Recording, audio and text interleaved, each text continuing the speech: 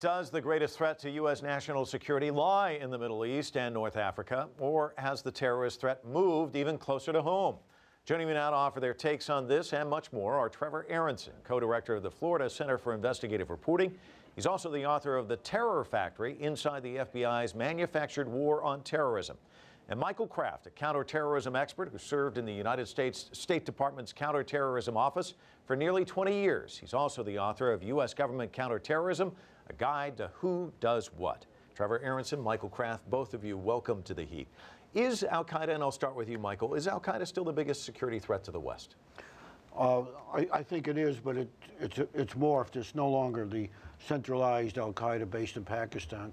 As we've seen in Algeria most recently, various groups that claim allegiance to al-Qaeda, influenced by them but not necessarily directed, have gone on to develop almost a life of their own.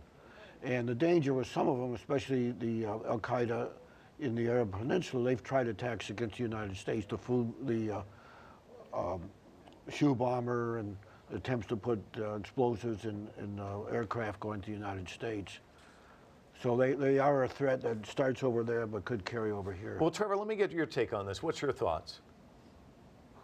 Well, at least in the United States, I don't think there's a great threat of people being trained by al-Qaeda and launching some kind of attack here. And I think Michael and I certainly agree on that. You know, here in the United States, what the FBI really fears is what they term al-Qaeda-ism, this idea that you have a lone wolf terrorist here who wants to do some sort of harm and then becomes inspired to commit some sort of act of violence through jihadi videos or extremist websites. And you know, the threat of al-Qaeda has really morphed. It's no longer like what we saw on September 11, where you have a trained group of terrorists who comes here and does horrific violence.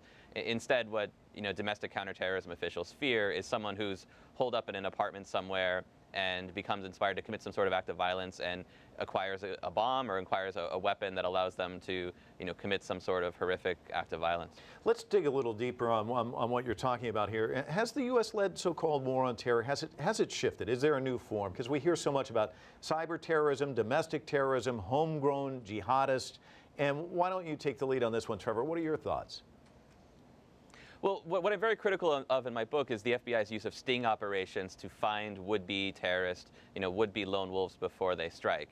What we're seeing over and over in these cases is that the FBI is finding men on the fringes. Some are economically desperate, others are mentally ill. These are people who, for whatever reason, hate the United States, say they want to do some sort of harm to the country and its people, but on their own do not have the means to do that. And what the FBI does through undercover informants and undercover agents is provide all of the means necessary. And so in the announcement of cases that we've seen in the last few years, almost all of them have been these so-called lone wolf terrorists who on their own never had the capacity for terrorism. These are guys that were probably only capable of minor crimes, yet an informant or an undercover agent through this elaborate and expensive sting operation provides them with a bomb, provides them with transportation, and then gives them everything that they need to push the button that in anticipation that a bomb's going to go off, and when it doesn't, the FBI swoops in, arrests them, and announces to the public, yes, we've thwarted another terrorist attack.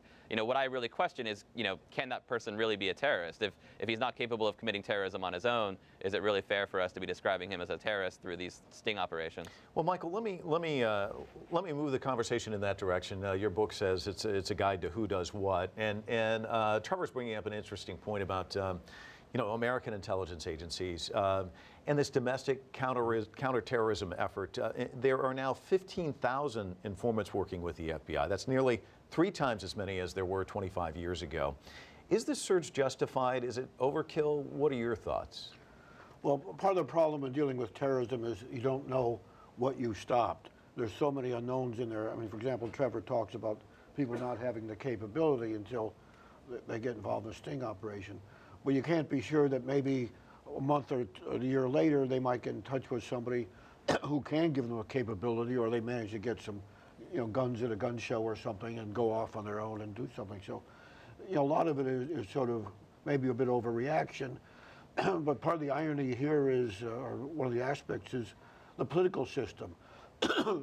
If something goes wrong, members of Congress demand, who's at fault, and why didn't we do something, etc. And it becomes a little bit of the politicized atmosphere. I haven't read Trevor's book, which I will, but one of the things that strikes me though is that because weapons or explosives are so plentiful, that if somebody has a motivation, that sooner or later, if he feels strongly enough, he may go out and get these devices on their own. Well, Trevor, let me kind of touch on what you're talking about, though. Is this prevention or is this entrapment?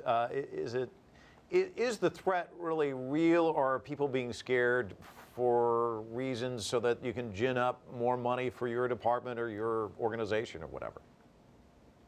What I make the case for in the book is that this is really a bureaucratic issue. You know, the FBI gets $3 billion every year for counterterrorism. It's the largest portion of its budget. It's more money than it receives for organized crime and financial fraud. And it can't go and spend $3 billion and come back and say, hey, we spent all your money and we didn't find any terrorists. What sting operations provide for is a very convenient mechanism for the FBI to say, hey, look, here's a terrorist we caught. We are keeping you safe. And what Michael articulated earlier is definitely the view that the FBI has, which is that, you know, here's a guy who says he wants to commit an act of violence. You know, what would you have us do? If he finds someone who can give him the means, then he could become a terrorist. Shouldn't we get him off the street?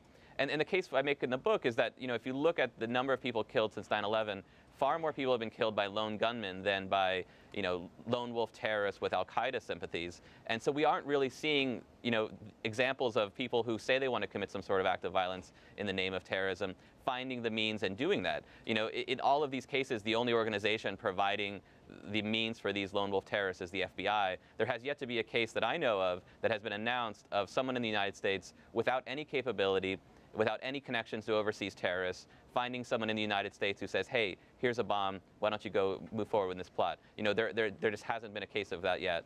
What about Major Hassan, who bought some weapons and shot up a military base? Nidal Hassan, for example, was someone who had the capacity, right? He had access to weapons. He was on a military base, and he wasn't caught in a sting operation. You know, the case I make for in the book is that the people caught in these sting operations aren't the ones, you know, committing acts of terrorism. You know, for example, Faisal Shahzad came close to bombing Times Square. Najibullah Azazi came close to bombing the New York City subway system. You know, none of these men who were actually dangerous terrorists were caught in sting operations. Instead, the people caught in these sting operations are really these men on the fringes who have no connections to overseas terrorists, who have no capacity. Most don't have weapons of any kind. Most don't have guns. Several of them are mentally ill. A few of them were being evicted from their apartment as the sting operation was going on. You know, these aren't people that have the capacity to acquire weapons, yet through these elaborate sting operations, the FBI is giving them the means, you know, in some cases providing them with enormous bombs, or what was portrayed to be enormous bombs, and allowing them to move forward in plots that on their own they couldn't do.